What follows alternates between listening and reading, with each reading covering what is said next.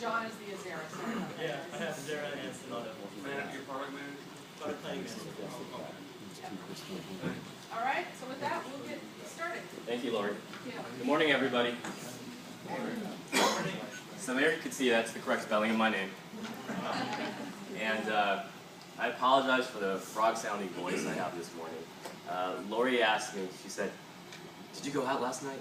And I told her, "No, Lori, I didn't." So just ahead of time, I apologize for my voice sounding a little bit raspy today. So, yeah, sure. Just let me know if I'm blocking the screen. No, that's good. But that's what you told Lori, huh? Yes, that's at least what I told Lori. That's the story. That's the official story. So I'm going to first give you basically a recap of 2011 performance, and this is, I promise you, the last time you hear about 2011 performance.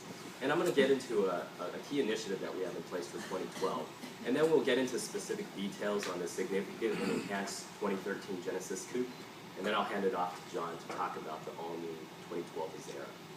So 2011 was really a key bounce-back year for the industry. Total sales were up by 10%, and more importantly, retail sales were up by 13%. And in terms of Hyundai, we had an all-time sales high of 645,000 units, which really represented a 20% total sales increase, and more importantly for us, a 29% increase on the retail side as we further reduce our fleet mix of sales. The 20% is from the 2010 Yeah, figures? it's up from 2010, that's correct. So when we look at actually February 2012, the industry was up by 16%. Hyundai actually exceeded the industry with total sales up by 18% and retail sales up by 29%, so pretty impressive. And actually, in this past month of February, that was our all-time February high sales month with over 51,000 units of sales. So we're continuing that growth, and as an industry, things are turning around, which is good for all of us. Now, this next slide really talks about the Beatles and the fact that they weren't an overnight sensation.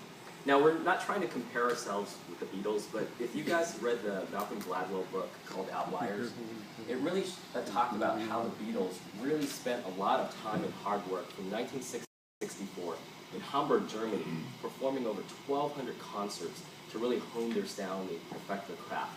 Now, like I said, we're not trying to compare ourselves, but we also are not an overnight sensation.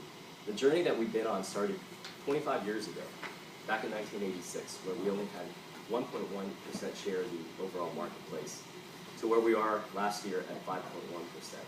So that's roughly a little bit over 0.1% average share increase per year.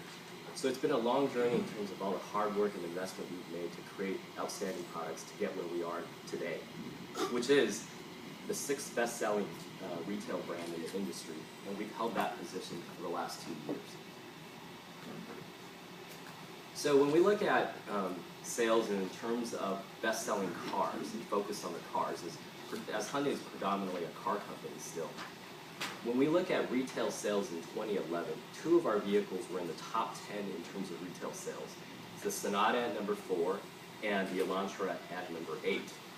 And when you look at shopper count data as provided by Compete, you can see that this reflects also the shopper count data, which shows that the Sonata is in position number 4 and the Elantra in position number 7. So these are very closely tied together. So we have 2 vehicles in the top 10.